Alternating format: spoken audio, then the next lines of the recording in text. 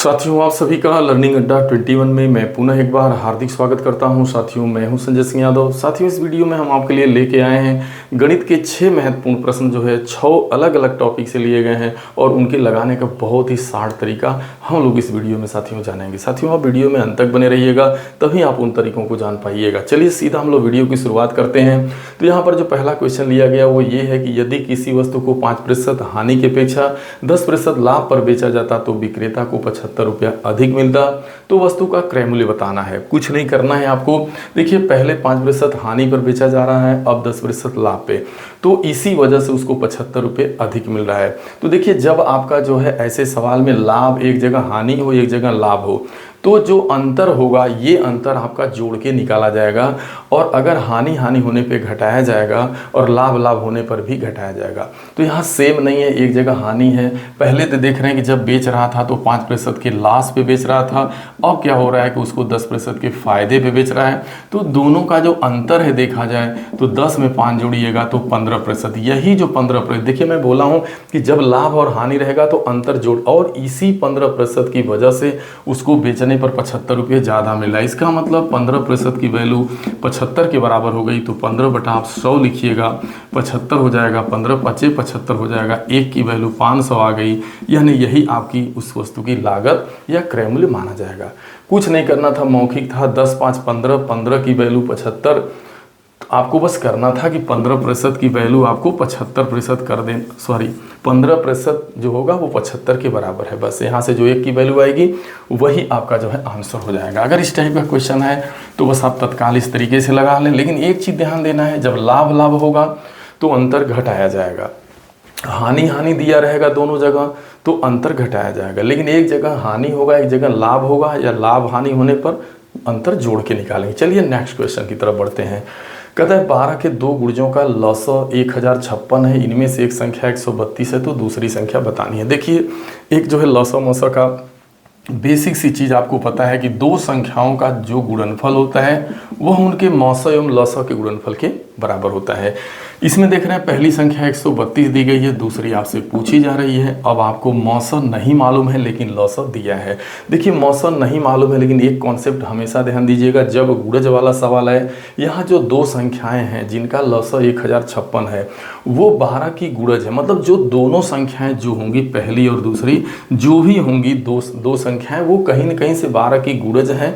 यानी वो 12 के टेबल में आती हैं, 12 के पहाड़े में आती है, यानी 12 उनमें सार्वनिष्ठ होगा, कॉमन होगा।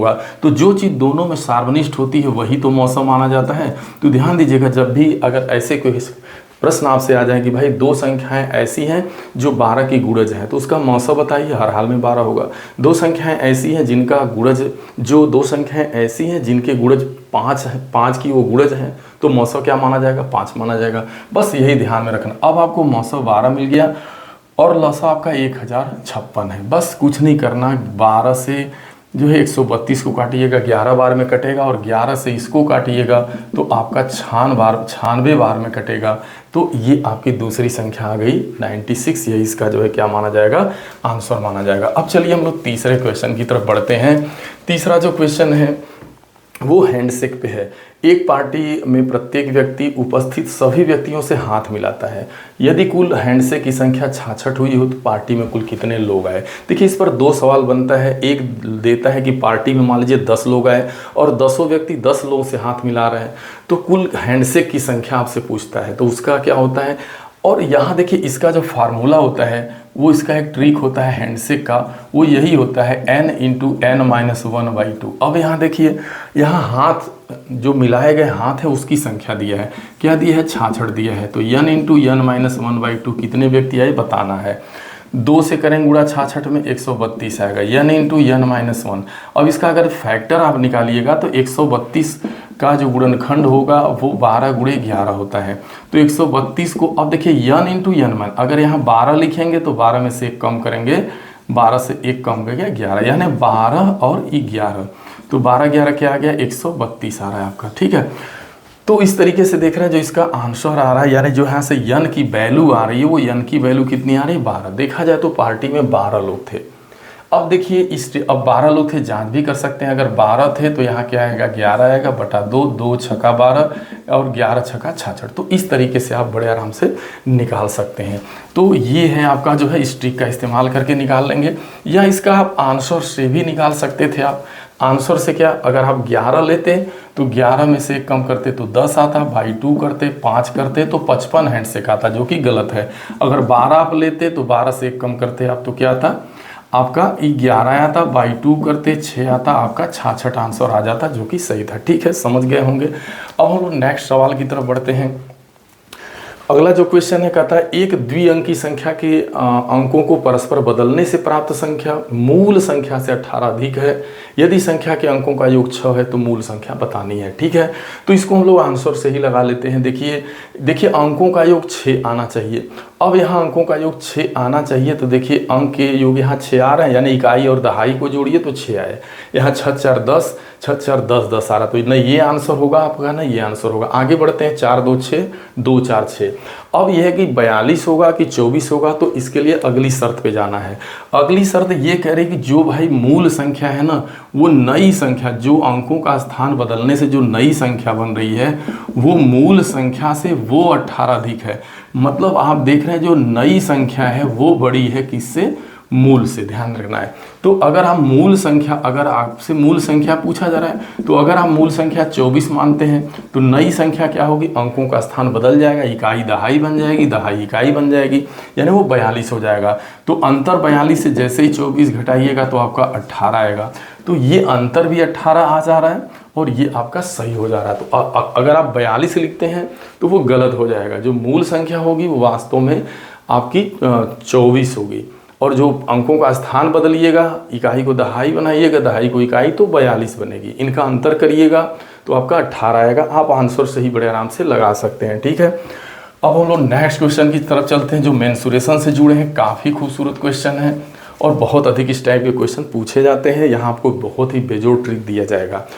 देखिए कह रहा है कि एक घन की प्रत्येक भुजा को पहले से 50% बढ़ा दिया जाता है, तो उसका आयतन बढ़ के कितना हो जाएगा। देखिए जो घन की भुजा है, पहली बात तो घन को ध्यान देना है। घन एक 3D संरचना होती है, 3D स्ट्रक्चर होता है। तो जब 3D संरचना है तो 3 विमाएँ होंगी। ठीक है, यहाँ पे घन है तो तीनों समान होती हैं। अब देख रहे हैं इसका 50% बढ़ाया जा रहा है। प्रत्येक भुजा को 50% बढ़ाइएगा तो क्या बढ़ के हो जाएगी। देखिए पहले मान लीजिए जो भुजा रही होगी वो 100% रही होगी। अब 100 में 50% बढ़ा दीजिएगा तो वो बढ़ के क्या हो गई, 150, यानी 150% होगी। अब जितना जैसे 50% बढ़ रही है तो 100 में 50 जोड़ देंगे, 150 या एक भुजा आ गई। अब क्या करना है, चूंकि आयतन होता है तो अब ये देखा जाए कि आयतन जो है, जब भुजा बढ़ी 50% तो आयतन बढ़ के कितना हुआ, फिर हम 100 से घटा के वृद्धि निकालेंगे, क्योंकि जो भी इसका आयतन रहा होगा पहले वो 100% रहा होगा। अब देख लें कि अब 150% जब भुजा हो गई, बढ़ के इतनी हो गई, तो आयतन कितना बढ़ा। तो इसके लिए क्या करना होता है, जितनी भुजा है 150% को आप 150/100 लिखेंगे। इसका 3 बार बस गुणा कर देना होता है। बस आप 100 का 3 बार गुणा करिए, क्योंकि लंबाई गुणे चौड़ाई गुणे ऊंचाई, आयतन तभी निकलेगा 3D संरचना जब 3 बार गुणा करेंगे। करिए, लेकिन इसको प्रतिशत में लाना होता है। 0 से 0 कटा, 0 से 0 0, 15 का 3 बार गुणा करिएगा तो 33/75 आएगा।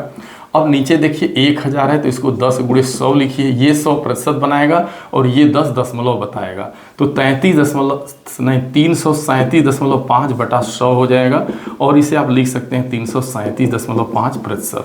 अब ये 337.5% बढ़ करके हो गया, लेकिन अब इसको क्या करेंगे 100% से, चूंकि देखिए ये 100 से ज़्यादा है जो भी उसका आया, तो अब जो भी यहाँ प्रतिशत आ जाए 3 बार गुणा करने से जो भी प्रतिशत आए उसे 100 से घटाना होता है, तभी वृद्धि मालूम चलेगी। तो आयतन में वृद्धि कहाँ से मालूम चलेगी, 337.5% से। जैसे ही आप 100% घटाइएगा तो 237.5%, यही आंसर होगा। आपके आंसर में दिया गया है यहाँ पे 237 सही 1/2%, यानी 237 सही 1/2% को ही आप कहते हैं 237.5%। बात वही है। जब भी ऐसे सवाल आए, कोई 3D संरचना के हो, घन हो, घलांभ हो, गोला हो, बेलन हो, शंकु हो, कोई भी क्वेश्चन हो, बढ़ रहा है तो बढ़ा दे। अब अगर इस टाइप का आएगा तो बस यही तरीका अपनाइएगा। बस तीनों का जैसे लंबाई बढ़ रही है बढ़ा दीजिए, घट रही है घटा दीजिए। अगर मान लीजिए लंबाई चौड़ाई ऊंचाई तीनों में वृद्धि कमी हो रही है, लिख लीजिए, बढ़ रहा है बढ़ाइए, घट रहा है घटाइए, तीनों का आपस में गुणा कर लीजिए, जितना आ रहा है उतना परसेंट हो जाएगा। ये वृद्धि या कमी को अगर ये 100 से ज़्यादा है तो वृद्धि होगी, 100 से कम वो कम है तो फिर कमी होगी। तो कितने की कमी है, 100 से घटाना ही पड़ेगा हमेशा, और बढ़ेगा तब भी 100 आप घटाइएगा। ठीक है, तो ये तरीका होता है। अगर इसके लिए आपको विस्तृत ढंग से और जानकारी चाहिए तो आप चैनल पे जाइएगा, इस तरीके की तमाम वीडियो पड़ी है जिसको आप बहुत आराम से अध्ययन कर सकते हैं। इसके लिए नेक्स्ट सवाल भी बहुत खूबसूरत है। एक घन की प्रत्येक भुजा को दोगुना करने पर, देखिए घन है, यहाँ पर भी घन है, पहले भी घन था, इसकी भुजा को दोगुना करने पर संपूर्ण पृष्ठीय क्षेत्रफल जो है कितना प्रतिशत बढ़ जाएगा। यहाँ पृष्ठीय क्षेत्रफल की बात हो रही है, ना कि आयतन की। तो देखिए क्या करा भाई, घन की भुजा पहले से दोगुना, यानी 1 थी तो अब 2 हो जा रही है, 2 गुना हो जा रही है। अगर मान लीजिए कि पहले भुजा जो 1 थी वो अपने आप में 100% थी, अब वही 100 से 2 गुना हो गई, मतलब 200 हो जा रही है। मान लीजिए कोई घन है, उसकी भुजा पहले 100 थी, अब उसका 2 गुना करिएगा तो 200 हो जाएगी, लेकिन 200 हो गई, लेकिन कितनी की वृद्धि हुई, तो वृद्धि का जो प्रतिशत माना जाएगा। अब आपसे कोई कहे कि कितने प्रतिशत की वृद्धि हुई, भाई कोई चीज़ 100% से 200 हो जाए तो वृद्धि जो होगी वो देखा जाए तो 100% ही, भाई 200 से 100 घटाइएगा तो 100% ही तो आएगा। कोई चीज़ 1 से 2 हो रही है, इसका मतलब वो 100% बढ़ गई, 100% बढ़ गई, 1 से 2 यानी 1 बढ़ गई पूरी।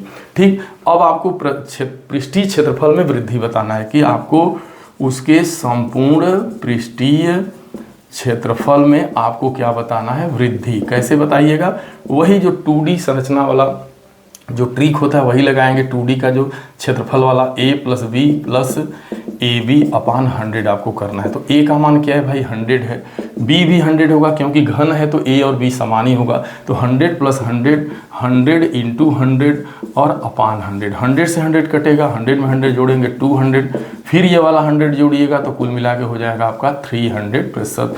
यही आंसर माना जाएगा, यानी जो उसका संपूर्ण पृष्ठीय क्षेत्रफल है वो आपका 300% बढ़ जाएगा। यदि कोई घन है उसकी भुजा को आप 2 गुना बढ़ा रहे हैं, इसका मतलब 1 से 2 हो रही है, इसका मतलब कि कोई चीज़ 100 से 200 हो रही है तो 100% बढ़ रही है। अब आपको जो है भुजाओं में होने वाली वृद्धि पता चल गई, 100% हो रही है। यहाँ पर a और b का मान सेम होगा, वो कितना होगा, 100% होगा, क्योंकि घन है तो लंबाई चौड़ाई समान होती है। बात पृष्ठीय क्षेत्रफल की है, तो क्षेत्रफल की जब बात करेगा तो ये 2D फार्मूला लगाएंगे, यानी a + b + AB/100, ना कि 3। अब यहाँ अगर आयतन की बात करता है तो आयतन में तीनों विमाओं का गुणा होता है, लंबाई गुणे चौड़ाई गुणे ऊंचाई, या a गुणे a गुणे a, यानी साइड गुणे साइड गुणे साइड। तो यहाँ ऐसा नहीं है, क्षेत्रफल की बात हो रही है तो क्षेत्रफल का ट्रिक आप लगाएंगे। साथियों मैं आशा ही नहीं उम्मीद करता हूँ कि ये वीडियो आप सभी लोगों को ज़रूर पसंद आया होगा साथियों, और इस टाइप के क्वेश्चन आपने देखा होगा कि प्रतियोगी परीक्षाओं में पूछे जाते हैं। साथियों अगर ये वीडियो अच्छा लगे तो इसे शेयर जरूर करिएगा, अपना एक प्यारा सा लाइक दीजिएगा, कमेंट करिएगा। साथियों आपके कमेंट का इंतजार रहेगा कि ये वीडियो कैसी लगी, क्योंकि आपके कमेंट के द्वारा जो है हमें एक वीडियो बनाने का, नई वीडियो बनाने का एक मोटिवेशन मिलता है। साथियों नए हैं, अभी तक आपने लर्निंग अड्डा 21 चैनल को सब्सक्राइब नहीं किया है तो साथियों कृपया करके चैनल को सब्सक्राइब कर लीजिएगा। मिलते हैं अगली वीडियो में, तब तक के लिए आप सभी को ढेर सारी शुभकामनाएं। Thank you so much.